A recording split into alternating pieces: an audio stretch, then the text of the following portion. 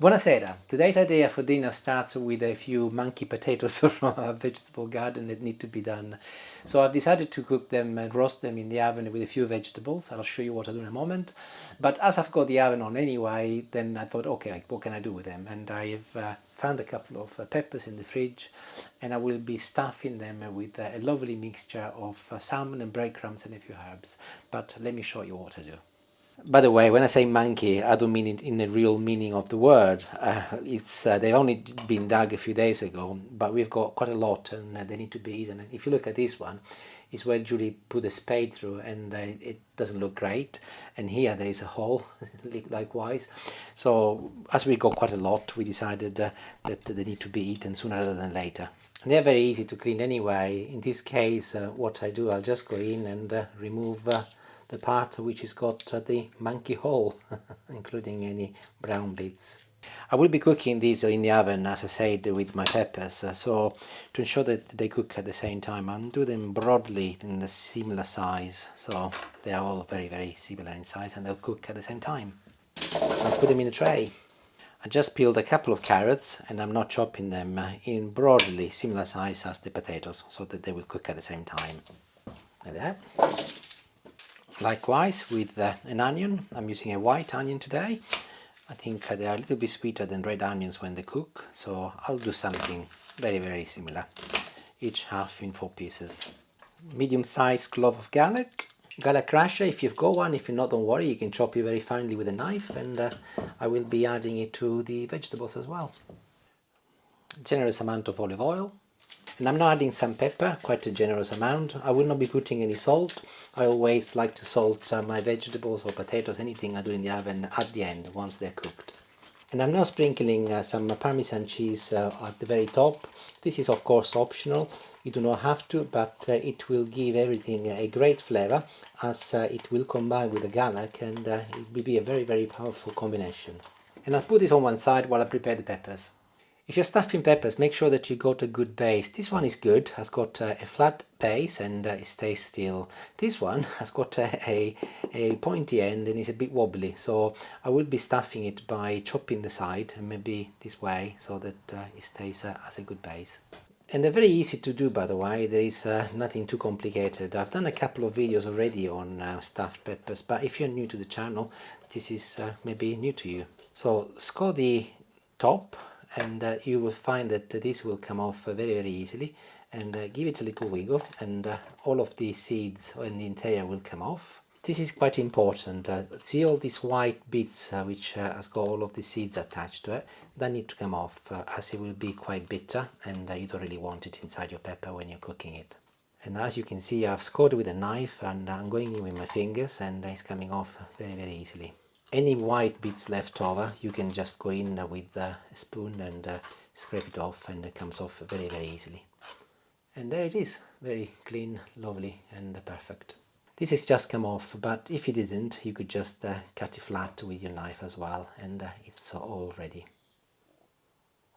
Put this on one side. Let's have a look at this one. So we will get it to sit this way, and I'm gonna be removing this part here so that I can stuff it from the top.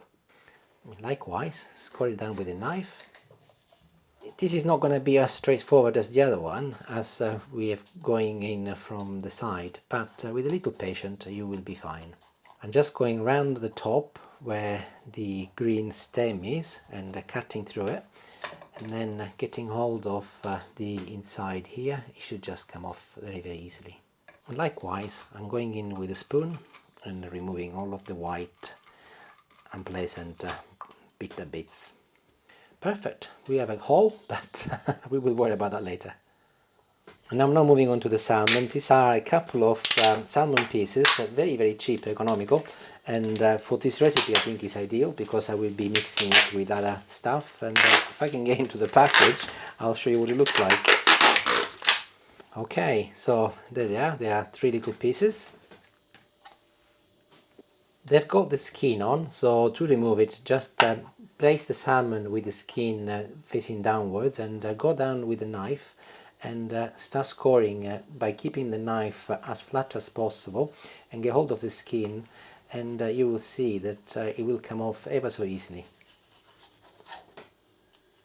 There you go, look, wonderful.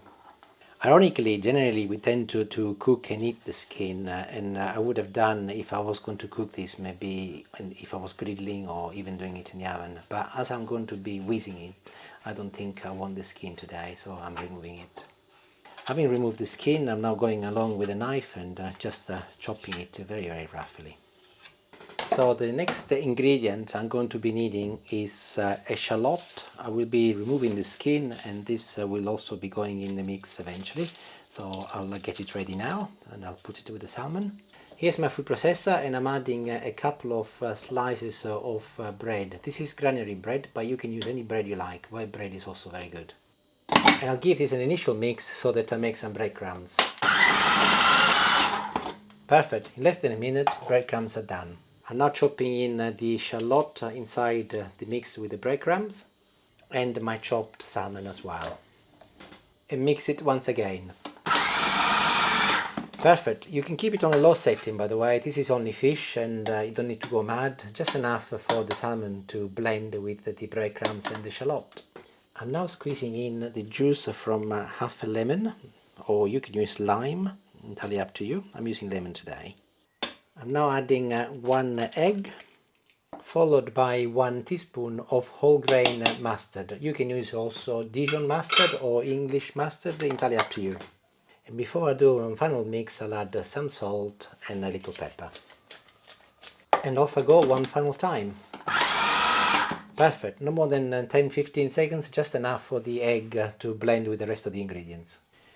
And I'm ready to stuff the peppers. So I will start by putting a full spoon of my mix at the bottom of one of the peppers. Here I've got some mozzarella, so I think it's going to be quite nice to have a little mozzarella that will melt inside the pepper as well. And I'll do another layer of my salmon mix, followed by a little bit more mozzarella. This salmon mix, by the way, is very similar, if not identical, to what I've used to make salmon burgers before.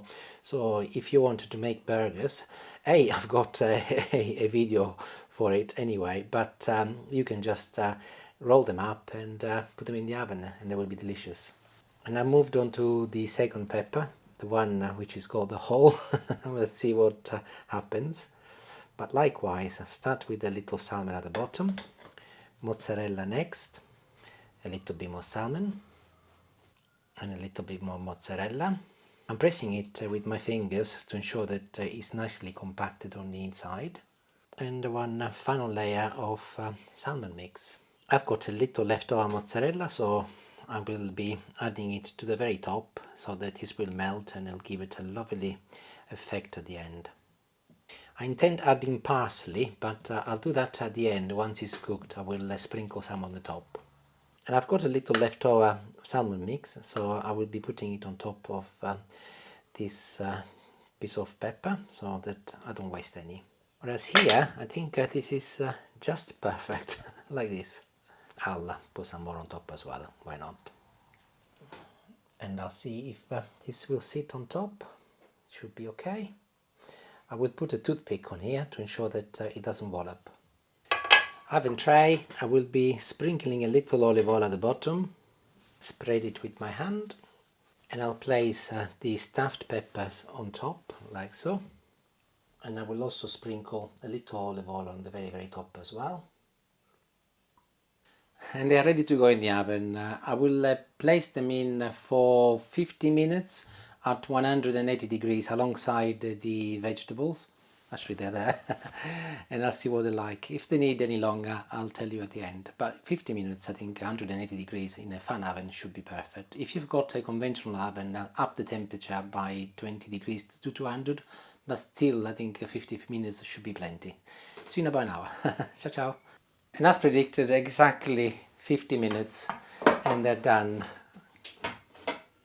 I have put a couple of toothpicks on each pepper because I've learned from previous errors in the past that if I don't, they would wallop over or the top will come off.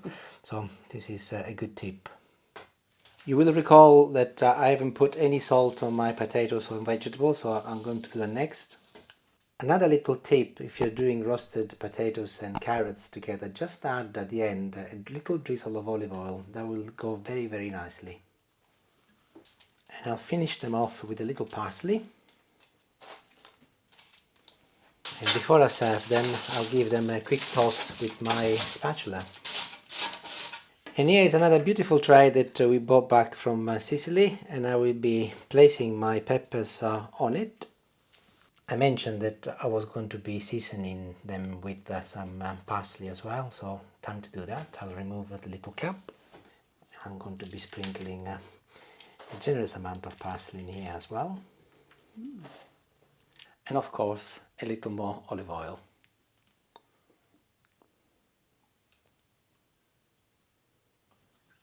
And I'm now going to be finishing the job by adding my vegetables all over the tray. In such an elegant way. It's so pretty that it's almost a shame to eat it, really. It is. But I'll try some of the potatoes and carrots first.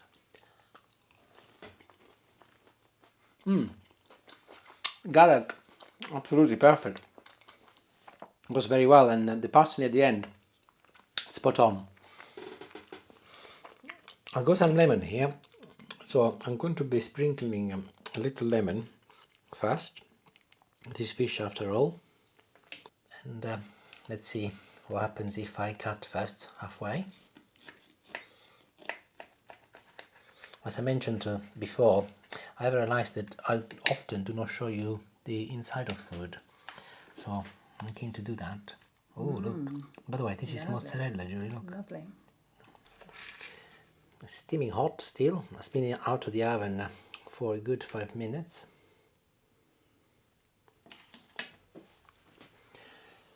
So I'm gonna blow it.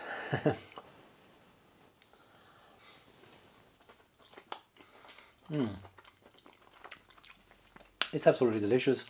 The pepper is cooked to perfection, so 50 minutes. Don't do any less, otherwise it's too hard. And the salmon stayed moist inside. Wonderful. Try and let me know how you get on. Thank you for watching. See you later and buon appetito. Ciao.